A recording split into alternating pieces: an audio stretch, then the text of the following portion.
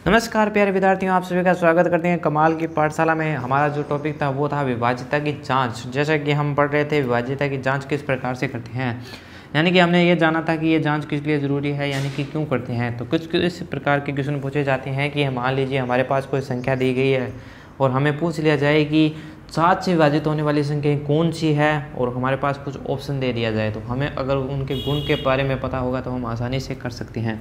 तो आज की वीडियो के अंदर हम बचे हुए पार्ट के बारे में करेंगे, यानी कि 8 से जो विभाज्य होने वाली संख्या है उनके बारे में। यानी कि सबसे पहला जो टॉपिक है हमारे पास वो है 8 से विभाजित होने वाली संख्याएँ।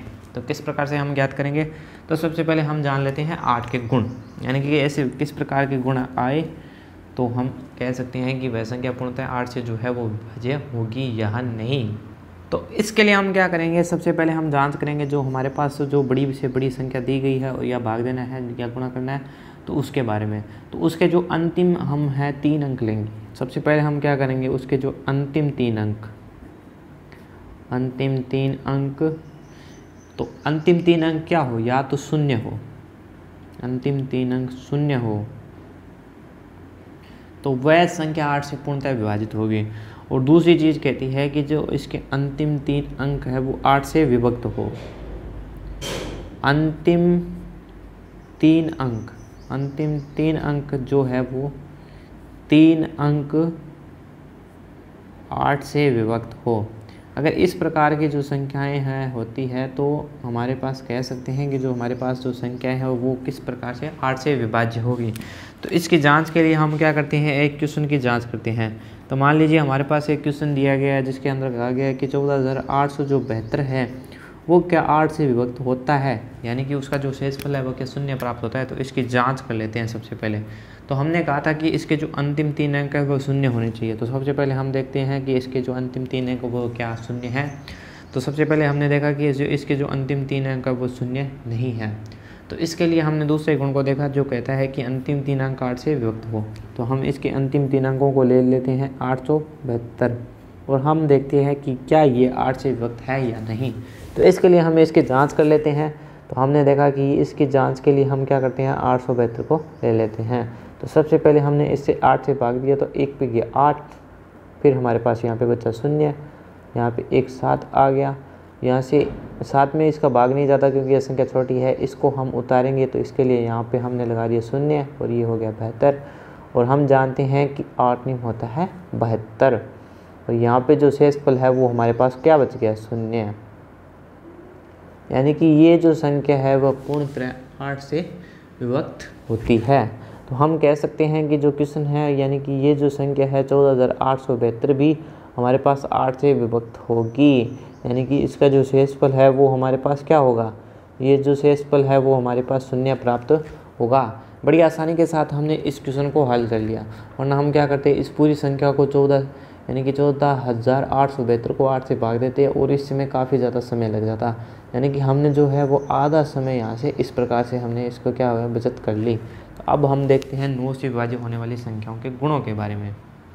तो अब हम जांच करने वाले हैं कि कौन सी ऐसी संख्याएं हैं जो 9 से विभक्त होगी। यानी कि अगर हमारे पास कोई संख्या दे दी जाए और पूछ लिया जाए कि अगर हम इसके अंदर 9 का भाग दे देते हैं तो शेषफल क्या शून्य बचता है, तो हम उसकी किस प्रकार से जांच करेंगे। तो हम क्या करेंगे, जो संख्या दी गई है यानी कि संख्या के सभी अंकों का योग यदि 9 प्राप्त हो, यानी कि जो संख्या है वो 9 से विभक्त होगी यदि उसकी जो दी गई हमारे पास जितनी भी संख्याएं हैं, यदि उनका अंकों का योग जो है हमारे पास 9 प्राप्त होता है तो वह संख्या 9 से विभक्त होगी। इसके लिए हम एग्जाम्पल को ले लेते हैं, एक एग्जाम्पल को करके देख लेते हैं। मान लीजिए हमारे पास एक एग्जाम्पल दिया गया है, यानी कि एक क्वेश्चन पूछ लिया गया है कि जो संख्या है वो है 1404, क्या ये 9 से विभाज्य है या नहीं। यानी कि इसका अगर हम भाग देते तो इसका जो शेषफल है वो 0 बचता है या नहीं। तो सबसे पहले हमने कहा था कि इसके जो अंकों का योग है वो 9 प्राप्त होना चाहिए। तो सबसे पहले हम इनके अंकों का योग कर लेते हैं, यानी कि 4 + 1 + 0 + 4, तो ये आ गया 9। तो ये जो संख्याएं हैं इनका जो योग है वो हमारे पास क्या हो रहा है, 9 प्राप्त हो रहा है। तो यानी कि जो 4104 है वह 9 से विभाज्य है, यानी कि इसका पूर्ण रूप से भाग जाएगा और इसका जो शेषफल है वो हमारे पास क्या होगा, 0 प्राप्त होगा। तो इस प्रकार से हम इसकी जांच कर सकते हैं। अगर हम इस प्रकार से इसको करते तो काफ़ी ज़्यादा समय लगता। 4104 को हम 9 से भाग देते थे तो कितना काफ़ी ज़्यादा समय लगता। हम सबसे पहले इसको 41 को देखते, यानी कि कौन सी संख्या पर इसका जाता है, 4 36, तो 4 पे गया, इसका आ गया 36, यहाँ पे शेषफल बचा 5, फिर हमने कहा 5 9 45, फिर से हमारे पास कितना बच गया 5, और ये हो गया 6 9 54, और ये हो गया 54, और शेषफल हमारे पास बच गया 0। तो ये था शेषफल, और ये जो संख्या है वो 9 से विभक्त है। और इसकी जांच करने में हमें जितना समय लगा उससे काफ़ी कम समय लगा इसका योग करके जांच करने में। तो इससे हम आसानी से इसका मान जो है वो निकाल सकते हैं। तो इसलिए हमने कहा था कि 9 से विभक्त होने वाले कुछ ऐसे गुणधर्मों के बारे में जानते हैं जिसके कारण हम इसको आसानी से निकाल सकते हैं। क्योंकि हमारे पास अगर कुछ क्वेश्चन आ जाए कि 9 से विभक्त होने वाली कौन सी संख्या और ऑप्शन में हमारे पास पूछ लिया जाए तो हम उन संख्याओं का योग करके देखेंगे। अगर उन संख्याओं का योग 9 प्राप्त होता है तो हम बड़ी आसानी के साथ कह सकते हैं कि वह संख्या क्या होगी, 9 से विभाज्य होगी, यानी कि उसका जो शेषफल है वो भी 0 प्राप्त होगा। क्योंकि पूछ लिया जाए हमारे पास कोई संख्या, अगर इसका शेषफल कितना होगा, या हमें पूछ लिया जाए कि 4104 का 9 से भाग देने पर शेषफल पूछ लिया जाए और ऑप्शन हमारे पास हो 0 2 5, और चौथा ऑप्शन हो सकता है हमारे पास 4। यानी कि हम कह सकते हैं कि अगर 4 क्या है, 9 से 5 कम है, तो हो सकता था कि हम ये उत्तर दे दें। लेकिन हमें अगर पता हो कि अगर विभाज्य करते हैं तो किस प्रकार से इसकी जांच करते हैं, तो हम इसको बड़ी आसानी के साथ इसको हम हल कर सकते हैं। तो बढ़ते हैं अगले स्टेप की ओर। तो हमारे पास जो अगला क्वेश्चन है वो कहता है कि कौन सी संख्या 10 से विभाज्य होगी या नहीं। इसकी जांच करने के लिए हमारे पास एक ही स्टेप है कि जो हमारे पास दी गई संख्या है, यानी कि संख्या का अंतिम अंक 0 हो, संख्या का अंतिम अंक जो है संख्या का अंतिम अंक 0 हो, यानी कि कोई भी संख्या जो है वो 10 से पूर्णतः विभाज्य होगी यदि उसका अंतिम अंक 0 होता है। यानी कि इस प्रकार से हम देख सकते हैं कि अगर हम 100 में 10 का भाग देते हैं तो यहाँ से 1 0 से 1 0 कैंसिल, यानी कि 10 प्राप्त होता है। यानी कि हम कह सकते हैं कि ये जो है वो पूर्णतः 10 से विभक्त है। इसका एक गुणधर्म है, यानी कि कितनी भी बड़ी संख्या दी गई हो, 24550 दिया गया और हमें पूछ लिया जाए कि अगर हम इसके 10 से भाग देंगे तो हमारे पास क्या प्राप्त होगा, 555, और इससे ये पूर्णतः विभक्त है, यानी कि इसका शेषफल 0 होता है अगर कोई भी संख्या अंतिम अंक 0 हो। तो इसका जो एक गुणधर्म है वो ये है कि जो 10 से विभक्त होने वाली संख्याएं हैं उसका जो अंतिम अंक है वो 0 होना चाहिए, जिससे हम बड़ी आसानी के साथ इसकी जांच कर सकते हैं। तो अगर हमारे पास कोई भी संख्या ऐसी दी गई हो जो बड़ी से बड़ी संख्या हो और 5 अंकों की संख्या 11 से विभाजित करेंगे तो काफ़ी ज़्यादा समय लग जाता है। तो इसका सबसे पहला गुण कहता है यदि संख्या के विषम स्थानों का योग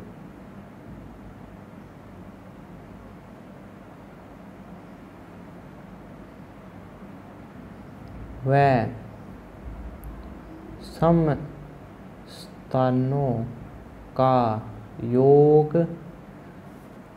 का अंतर यदि 0 हो या 11 से विभाज्य हो, यानी कि कोई भी संख्या जो 11 से विभाज्य होगी यदि उसके जो विषम स्थानों का योग है और सम स्थानों का योग का जो अंतर होता है वो या तो 0 प्राप्त होता हो या हमारे पास क्या प्राप्त हो, 11 से विभाज्य होता हो, तो हम कह सकते हैं कि वह संख्या क्या होगी, वह संख्या 11 से विभाज्य होगी। इसकी जांच के लिए हम ले लेते हैं एक क्वेश्चन को। मान लीजिए हमारे पास एक क्वेश्चन दिया गया है जिसमें पूछ लिया कि जो क्या विभाज्य होगा या नहीं। मान लीजिए हमारे पास क्वेश्चन था कि 13,574, अगर हम इसको 11 से भाग देते हैं तो क्या इसका जो शेषफल है वो शून्य प्राप्त होता है या क्या ये पूर्णतः विभक्त है। तो इसके लिए हम क्या करेंगे, सबसे पहले हम विषम स्थानों का योग ज्ञात करेंगे। तो विषम स्थानों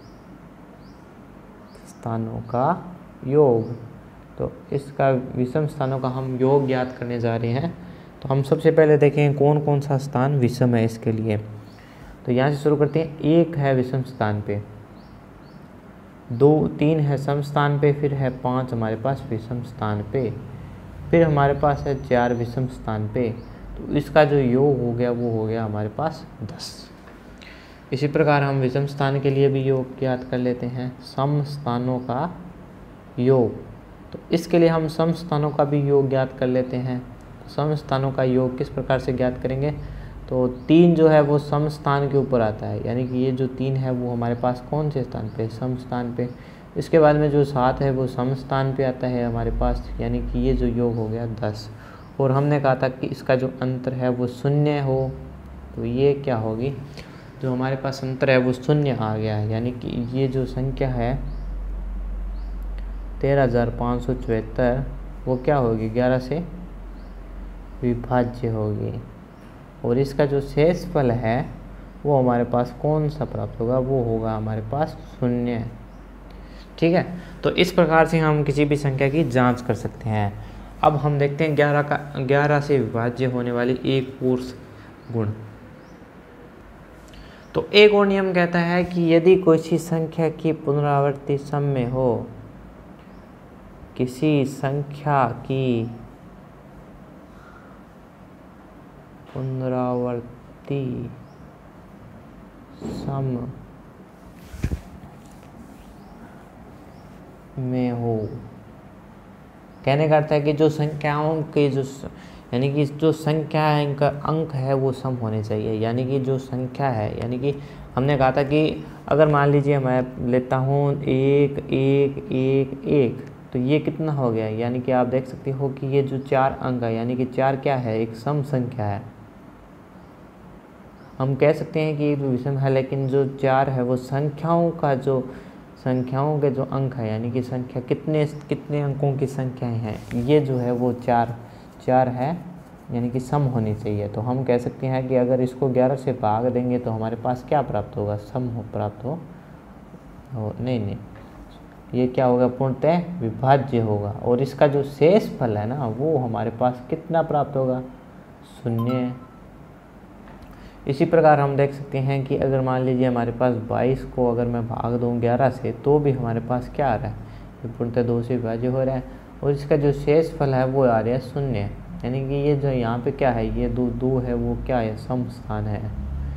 ठीक है, इसी प्रकार अगर हम मान लीजिए मैंने ले लिया 6 6 6 6 6 6, तो आप देखोगे ये 6 है वह 6 स्थानों पे, यानी कि ये क्या है, सम स्थान। और हमने यही कहा था कि अगर कोई भी संख्या सम स्थानों पे हो, अगर हम उसको 11 से विभाजित कर दें तो उसका जो शेषफल है वो शून्य प्राप्त होगा और ये पूर्णतः विभक्त होगी, यानी कि कहने का अर्थ है कि उसका जो शेषफल है वो शून्य बचेगा। तो इस प्रकार से हम उन संख्याओं की जांच कर सकते थे। तो आज की वीडियो के अंदर हमने सभी के बारे में, विभाज्य के बारे में जान लिया। इससे ज़्यादा गुणों के बारे में हम कुछ और देख सकते हैं, लेकिन उसकी आवश्यकता आगे इतनी ज़्यादा नहीं होगी। तो इससे नेक्स्ट वीडियो के अंदर हम इसके कुछ क्वेश्चन आंसरों को देखेंगे जो पिछले सालों के अंदर ज़्यादातर पूछे गए हैं। तो मिलते हैं अगली वीडियो के अंदर, जिसके अंदर हम इसके कुछ क्वेश्चन आंसरों को हल करेंगे और देखेंगे।